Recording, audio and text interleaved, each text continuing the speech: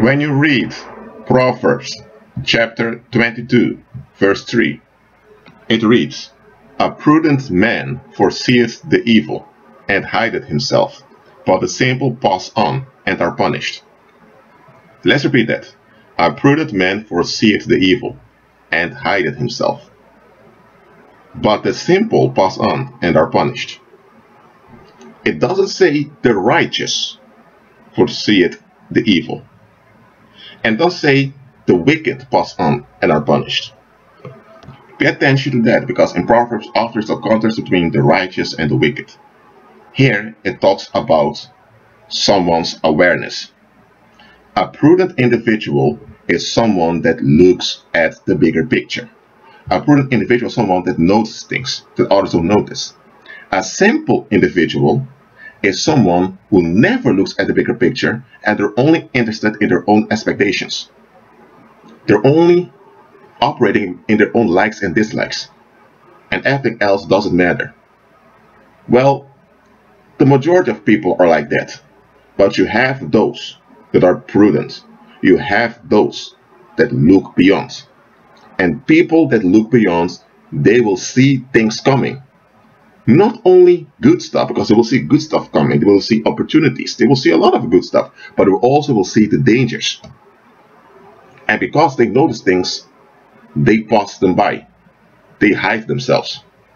Now, this is not to say that prudent people can protect themselves. No, it just means that they are alert, they are aware. And because they are aware, because they are alert, they sense and notice when things don't add up, and they can overrule it. Now, I'm not saying that worldly people overrule things generally. They don't. But there are some people in the world, and say some worldly people, I mean, that do overrule stuff. Now, overruling should be the rule for believers when it comes to evil. We overcome and overrule evil with good. In order to do that, you ought to look at the bigger picture. Well, worldly people that are prudent, they look at the bigger picture, but they're still worldly. They're still trapped with their own expectations, because that's what they return to. Believers ought to be free from unexamined expectations, so that they can look at the bigger picture always.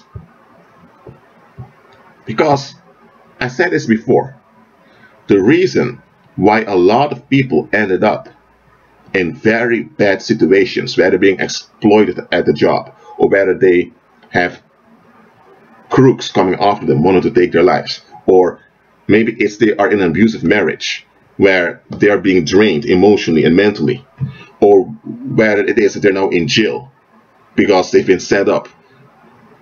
There are many bad, sad circumstances a lot of people find themselves in, and often when those bad stuff happen, they ask why. And I understand why they ask why. And here's the thing, I'm not blaming them, I'm not accusing them, I'm just pointing out the facts here.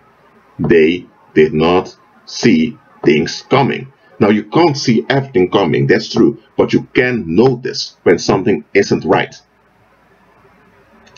Let me tell you, there are believers who are simple-minded. Yes, you have them. You have believers who are not smart, because they operate in the dumb knowledge of the world. But you have some worldly people, people that aren't believers, people that aren't saved, that look beyond. And it shouldn't be like this. It should be like this, that all believers look beyond. That all believers see things coming. Too often you hear so-called believers complain in churches, "Oh Lord, why did this happen? Maybe God has a plan with this." Or, look, you are not guaranteed that you will have an easy life. Absolutely not. Christ even said in the world will have tribulation. Christ also said that offenses will come. But Christ said that there's victory. He said it. So you continue living victoriously no matter what happens. That should be your attitude. And when you have that mindset, 90% of the attacks and disturbances, you won't even notice them, because you will be trampling upon them without you being aware of it. So you don't, let me tell you this, because you operate like that, you don't really sense that something bad is coming, because you'll be anticipating it unconsciously, because you're operating like that by default. That's how you ought to be. Let me tell you, this is what Satan has done to believers. He has done it to churchgoers, to be more precise, but because most people can't see the difference between churchgoers and real believers, believers also trapped in this. Satan has convinced people that during his lifetime you just have to take every bad stuff that happens and just laugh your way through it, no matter how much harm is done unto you. Now that's a lie. That's a complete lie.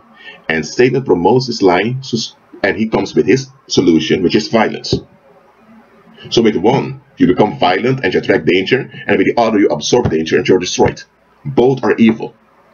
The one appears holy because church kind of promotes it, and the other is seen as evil but necessary because at least it has some practical use.